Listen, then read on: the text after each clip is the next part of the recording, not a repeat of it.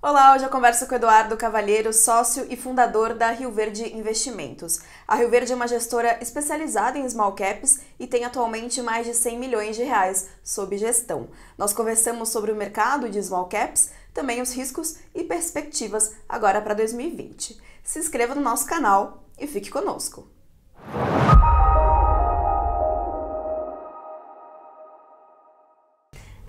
Eduardo, muito obrigada pela tua presença. Eu começo pedindo, por favor, para tu contar um pouco da tua história, da tua trajetória para o nosso público. Pois é, eu trabalho mais de 30 anos nesse mercado, né? Eu tive experiências tanto na área do sell side, buy side, fazendo análise, né? E daí posteriormente na área de gestão. Eu trabalhei, grosso modo, assim, 5 anos no Fator, Grupo Fator, corretora, Banco Fator, e 2 anos no Unibanco. 5 anos eu fui responsável pela gestão de renda variável do Banco Sudameris, e esse período se encerrou em 2003, foi quando eu fui um dos fundadores da Rio Verde Investimentos. E desde então, há um pouco mais de 16 anos, eu estou à frente da Rio Verde Investimentos, né? A minha experiência sempre foi na área de ações, né? Seja análise sell side, buy side e gestão. Minha vida profissional totalmente voltada para ações nesse período, né? As small caps subiram muito do ano passado para cá, principalmente pelo fluxo de novos investidores, né? Será que essa alta acompanha o fundamento das empresas? Então, a gente está vivendo um momento com um fluxo forte que tem o pessoal saindo da renda fixa, né? Um momento que tem características de bull market, né? Um bull market específico do Brasil. Esses movimentos são marcados assim por um descasamento entre valor e preço. Às vezes o preço anda na frente do valor, na expectativa de que o valor chegue lá na frente, né? Então eu acho que em alguns casos você tem, até pela escassez de ativos, né? Então imagina, um fundo recebe uma aplicação, por escassez de ativos ele acaba replicando o que ele já tem e acaba pondo o preço daquele ativo num patamar acima do que talvez fosse justo para o momento atual. Mas é uma característica desse tipo de movimento e que a gente, se tudo correr bem, né, na expectativa da economia, o valor alcança o preço. Então não tem, em alguns casos estão acontecendo, mas eu não tenho uma preocupação generalizada com isso, né? Tá certo.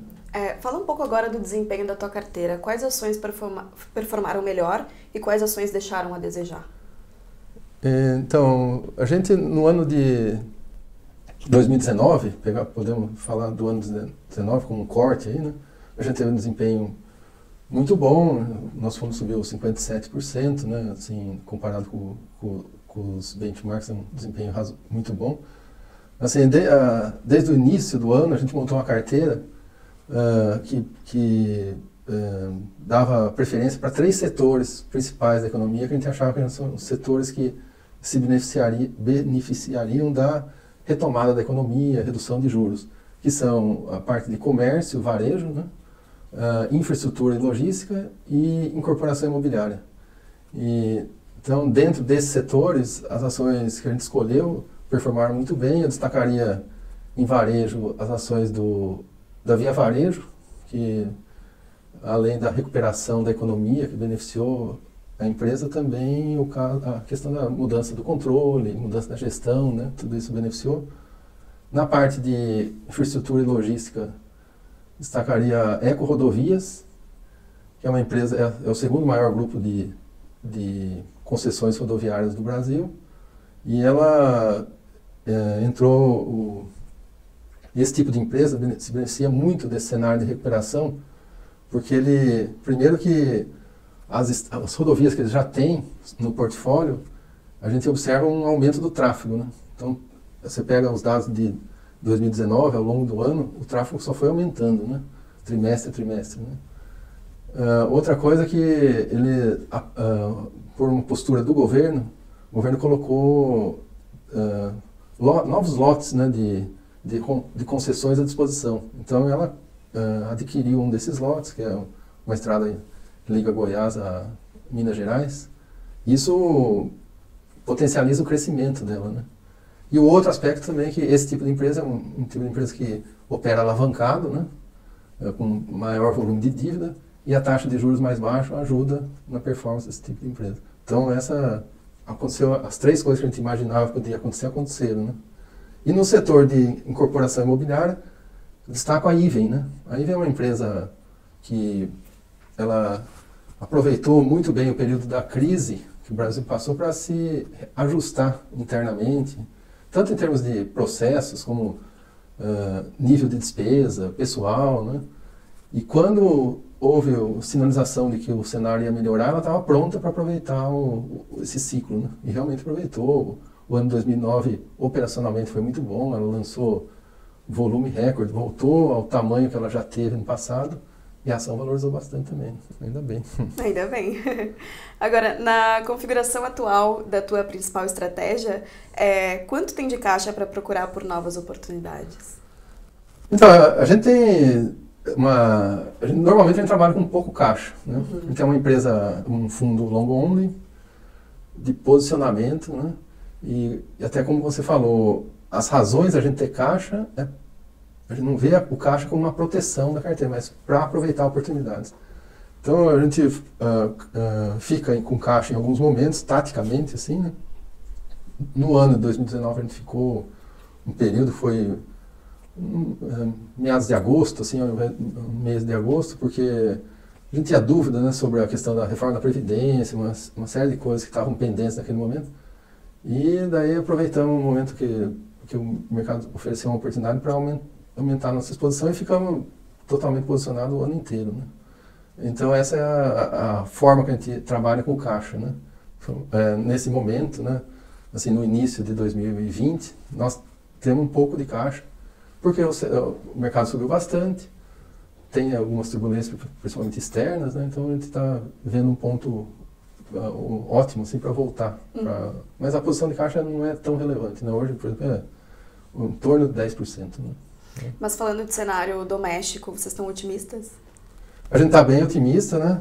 A gente acha que o mercado ele tem, eu vejo assim, a economia real recuperando numa velocidade menor do que a gente gostaria, né? As razões assim que o pessoal está aprofundando as análises, muita gente está com um argumento que eu concordo, que a crise foi muito profunda, né? Então a recuperação daí tende a ser mais difícil. Mas eu vejo uma dinâmica muito importante no mercado de ações, né? Porque a gente está, mercado de ações, qualquer mercado de renda variável, né? A questão de risco, retorno, as ações que o governo está tomando na direção de modernizar a economia, aumentar a competitividade, apesar dos tropeços ao longo do caminho, mas são ações que convergem para redução de risco, né? Uma redução da percepção de risco. E então esse é um caminho, redução da percepção de risco. Em paralelo a isso, a gente vê esse tremendo movimento de dinheiro saindo da renda fixa, indo para renda variável do modo geral, e em ações particular. Então, acho que esse movimento ele deve se perdurar, a não ser que aconteça um fato novo, que a gente acha que não tem espaço para acontecer, ou acha que o espaço para acontecer é pequeno, né? Então, esse movimento deve continuar e por isso que a gente tem uma visão otimista, né?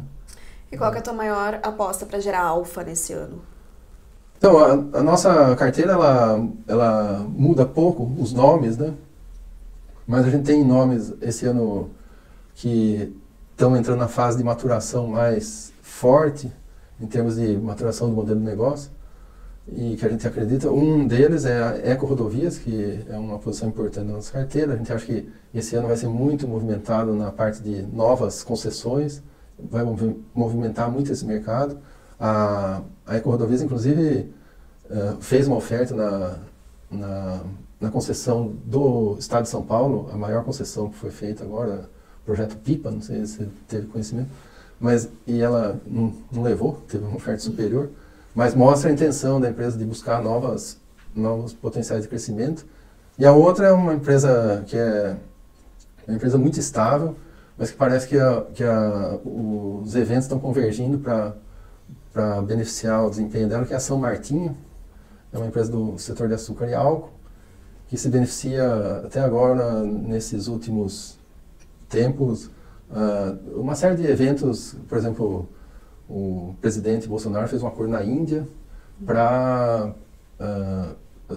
favorecer a produção de etanol lá na Índia. Com isso a Índia deixa de produzir açúcar, o preço do açúcar deve subir.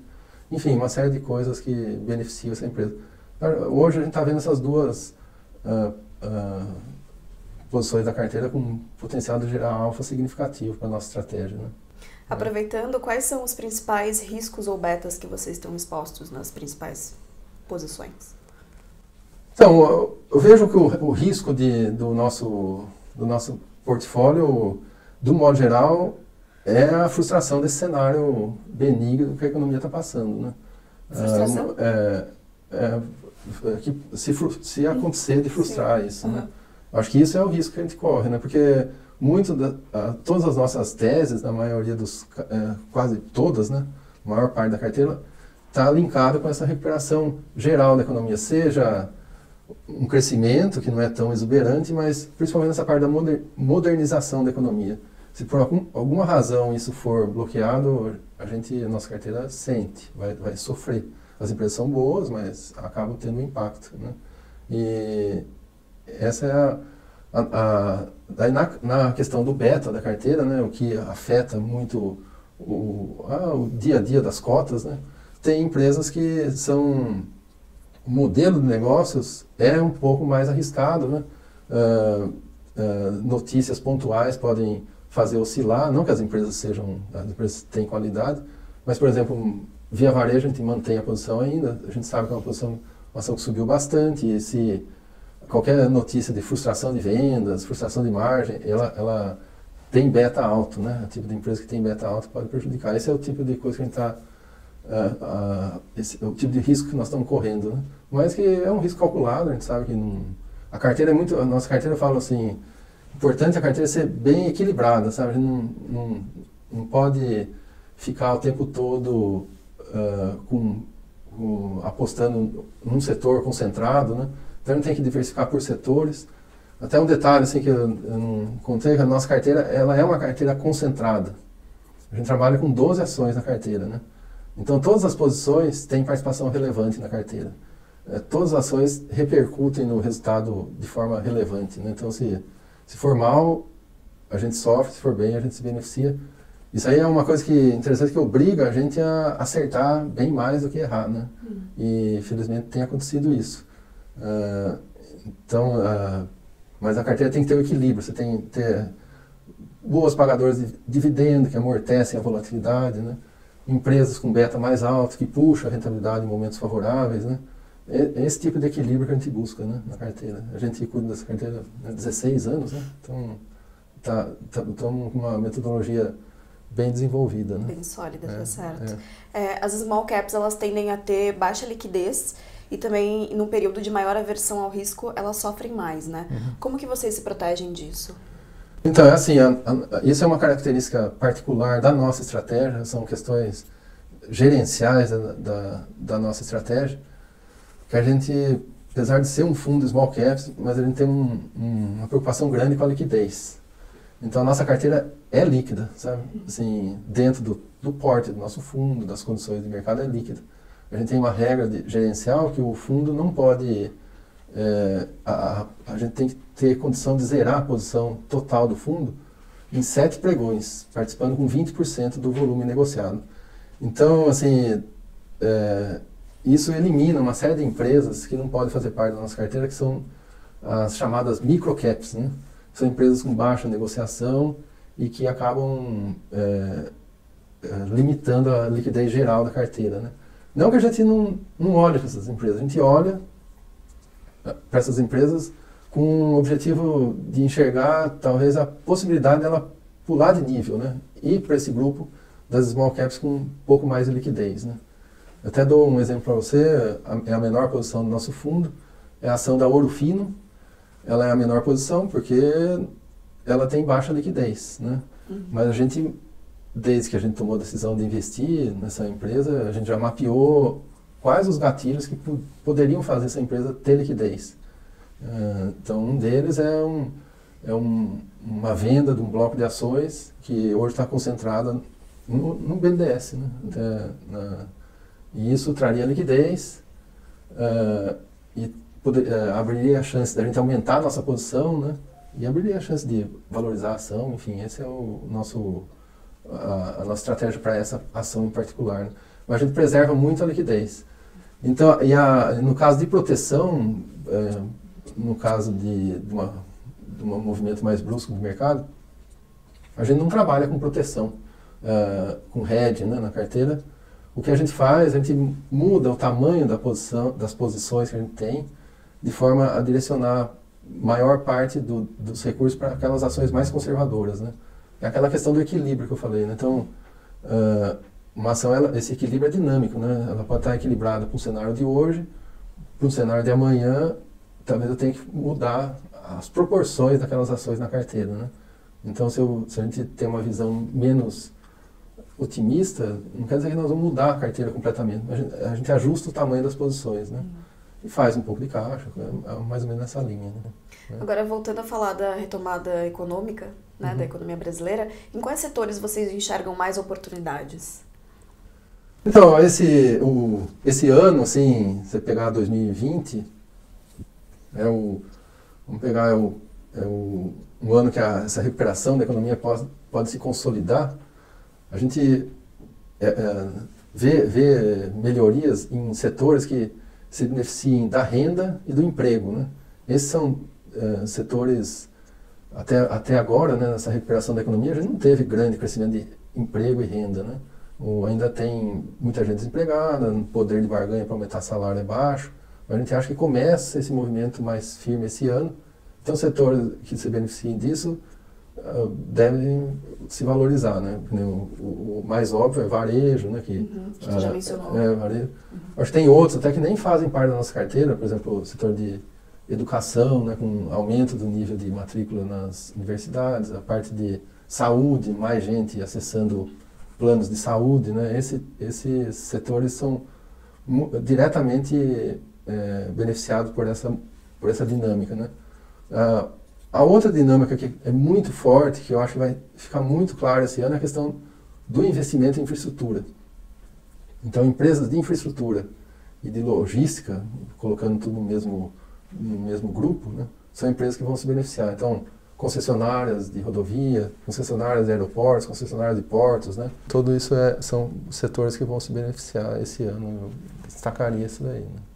Pois é, e alguns investidores dizem que as small caps são ótimas para o investidor se proteger de um cenário global conturbado, né?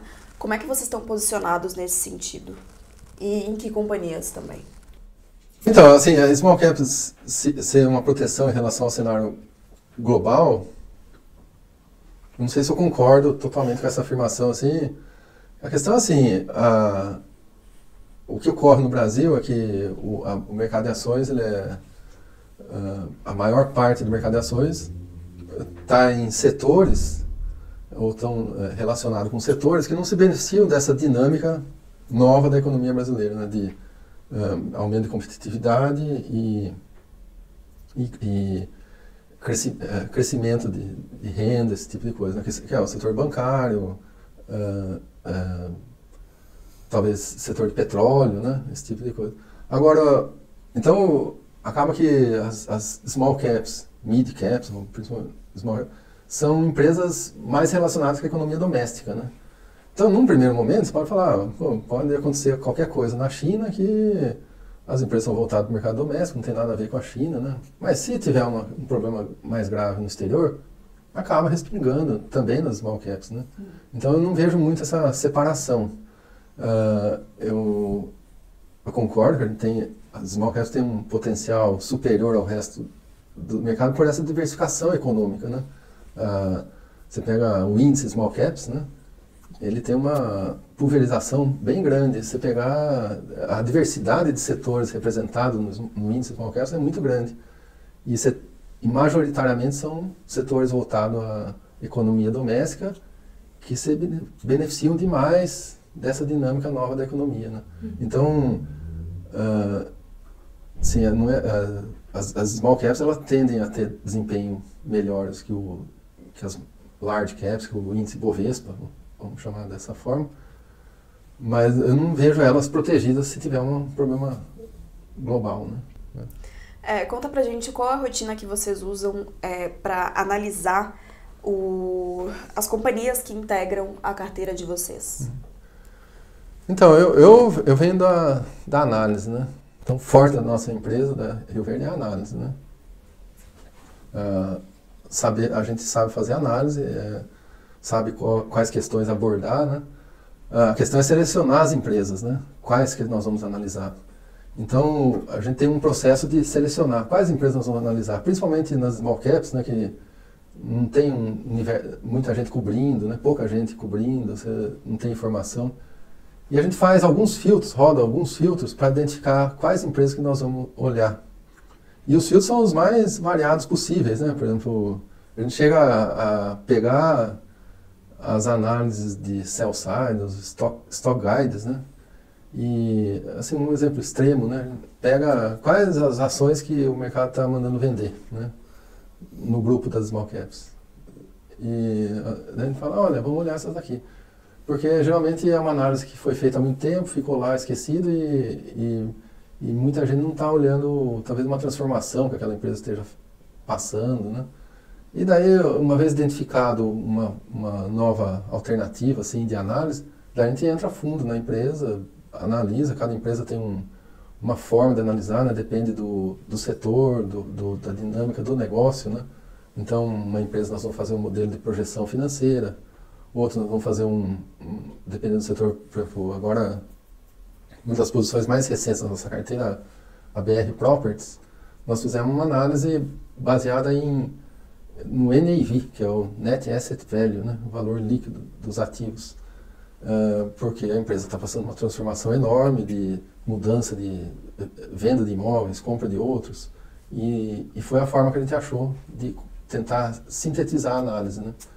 E essa forma que a gente faz, assim, identifica a empresa, entra num processo de análise profundo e uma vez estando definida a análise, quais são as alavancas que vão fazer aquela empresa crescer, a gente testa esses modelos no nosso reunião semanal, que é o Comitê de Investimentos, né? Daí estressa, né, lá todas as posições. Será que a gente é bem rígido nessa questão, são 12 ações na carteira. Será que para entrar essa ação, tem alguma que eu possa tirar? Né? Às vezes não tem. Tem ação que fica na fila há muito tempo, porque a gente está muito confortável com a posição que a gente tem. Falando ainda de análise, como que vocês fazem para analisar o risco regulatório da carteira de vocês? Tem algum papel que se beneficia, que se prejudica? Então, o risco regulatório no Brasil é um negócio complexo, né? Faz parte da análise, você vai analisar uma empresa que é regulada, né? Você tem que saber o que vai acontecer com aquele regulamento, se ele é sadio, se ele é firme, se ele é perpétuo, né? A gente viu o que aconteceu no setor elétrico, né? Durante o governo da Dilma, né? Aparentemente a gente tinha uma regulação boa, razoável, lógico que precisaria de aperfeiçoamentos, mas destruiu o regulatório do setor elétrico, né? Como é que você atua nisso, né? Que nem outro exemplo, a parte de concessões rodoviárias, que nós temos as ações da Eco Rodovias, né? No evento da greve dos caminhoneiros, né? Uma das demandas dos caminhoneiros é não cobrar pedágio do terceiro eixo, levantado. E daí, como é que faz? Isso aí está no contrato, né? A gente julga que os contratos de concessões rodoviárias são muito firmes, muito blindados, né? E certamente as empresas não vão ser prejudicadas no futuro. Mas, desde a greve do caminhoneiro para cá, não se cobra o pedágio sobre o eixo levantado e as empresas estão provisionando lá essa receita para vir no futuro. Então, assim, essa questão regulatória você tem que olhar, não pode esquecer que está no Brasil, né? Tem que analisar nesse ponto de vista, né? Não podemos esquecer. Esperamos que um dia a gente tenha uma regulação totalmente blindada para tudo, mas ainda não temos. Vamos ver. Falando em reforma tributária, ainda é um enigma para todos nós, né? Pelo que parece, pelo que está sendo discutido, parece que a intenção é simplificar os tributos. Para quem lida com pequenas empresas, para quem investe nelas, né? Como que é lidar com esses impostos? Então, hoje a questão tributária é igual, independente se a empresa é grande ou pequena, assim, desse porte de empresa de bolsa, é o mesmo. Os pontos assim que a gente está monitorando, né, são questões assim que a gente não tem resposta ainda, mas que podem mudar completamente a dinâmica e a gente, dentro do possível, evita esse tipo de empresa. O que eu acho que é menos, menos sujeito à mudança do que já existe é, por exemplo, incentivo fiscal. O justo seria acabar com o incentivo fiscal, né? Vai acabar? Não sei.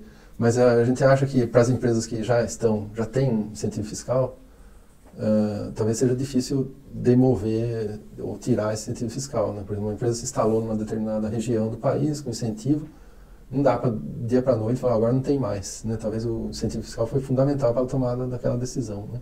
Isso é um ponto. Outro é a questão de tributação, origem, destino. Isso aí pode ter impacto em alguns setores, assim, até isso, de certa forma, a gente, falando com as empresas, né, a gente acho que tem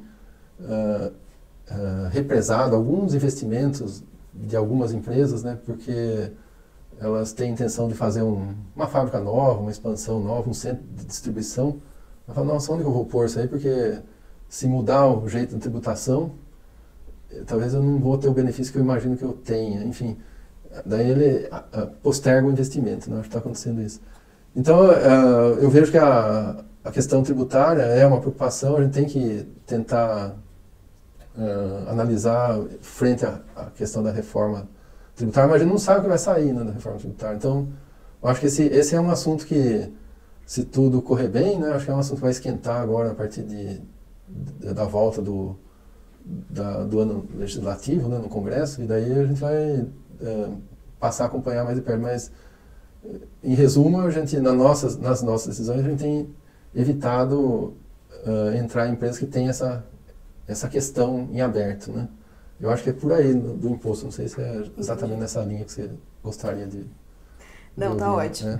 Agora, alguns gestores dizem que os fundos de índices de small e mid caps devem performar melhor do que o Ibovespa nesse ano. Tu concorda com isso? Não, então, eu concordo totalmente com isso. Eu acho que isso aí então, tem a ver com a questão da correlação desses índices com o que está acontecendo na economia, no novo modelo econômico, né? Então, os setores que estão representados nesses índices são setores, na maioria dos casos, com poucas exceções, que se beneficiam dessa situação de retomada do crescimento, e modernização da economia e busca de competitividade, né? Esses eventos beneficiam esse tipo de empresa, né? E o Ibovespa, como é muito carregado no setor financeiro, que é um setor que está em ataque, né, por todos os lados, assim, de concorrentes, em diversos segmentos. A parte de petróleo também, que eu não vejo assim, se pegar a parte do setor financeiro, a parte de petróleo dá quase metade do Ibovespa, né, que são setores que eu não vejo grandes benefícios, né. Então, por isso que eu sou partidário dessa tese de que os small caps e os mid caps devem outperformar o Ibovespa, né. Agora, para finalizar, dentro do teu interesse, qual papel tu acha que vai ser a grande surpresa de 2020? Então, a surpresa a gente... eu tenho pegado as nossas posições, né, tem coisas que a gente plantou lá atrás, fez análise profunda e não maturou totalmente. E eu vejo que não é um consenso no mercado. Eu colocaria a Eco Rodovias, né, como uma empresa que pode surpreender, porque eu estou observando que ela tende a ser mais agressiva do que o mercado imagina nos leilões. Isso vai potencializar o crescimento dela. E nesse momento, assim, né, de taxa de juros baixo, de facilidade de financiamento, abundância de recursos, né, ela teria espaço para se endividar, teria espaço para captar recursos via emissão de ações, e talvez ela seja uma empresa muito maior do que se apresenta hoje, né? Eu acho que essa talvez pode ser uma surpresa, né? Vamos ver. Então, Eduardo, muito obrigada pela nossa conversa. Obrigada a você também, né, por ter ficado aqui até o final do vídeo. Você já sabe, curte, compartilha e até o próximo.